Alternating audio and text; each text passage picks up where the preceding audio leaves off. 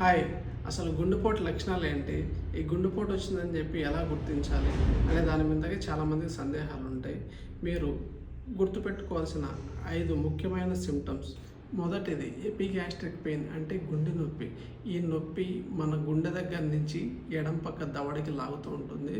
అదేవిధంగా ఎడం పక్క భుజానికి, ఎడం పక్క చేతికి లాగుతుంటుంది. చాలా సివియర్ పెయిన్ ఉంటుంది. రెండవది గుండె దడ, అంటే పాల్పిటేషన్స్. మన గుండె శబ్దం మనకే వినపడుతూ ఉంటుంది. మూడవది ఆయాసం. చిన్న మినిమల్ యాక్టివిటీస్ చేసినా, అంటే కొంచెం దూరం నడిచినా, ఏదైనా చిన్న బరువులు ఎత్తినా, స్టెప్స్ పైకి ఎక్కి దిగినా ఆయాసం వస్తూ ఉంటుంది. నాలుగవది కాళ్ళ వాపులు, మోకాలు వాపులు చేస్తూ ఉంటుంది. ఐదవది ఫ్యాటిక్ అండ్ వీక్నెస్. చిన్న పని చేసినా అలసిపోవడము, ఏదైనా చైర్ కనిపించినా, బెడ్ కనిపించినా పడుకోండిపోవడము, మన బాడీ మనకే బరువుగా అనిపిస్తూ ఉంటుంది. ఈ ఛాతీలో నొప్పి గురించి ఇంకొంచెం మాట్లాడుకుందాం. ఈ ఛాతీలో నొప్పి వచ్చినప్పుడు చెమటలు పట్టడం, ఆయాసం వచ్చేయడం, ఆయాసం వచ్చినప్పుడు ఆక్సిజన్ పెట్టినా కూడా పీకేస్తూ ఉంటారు.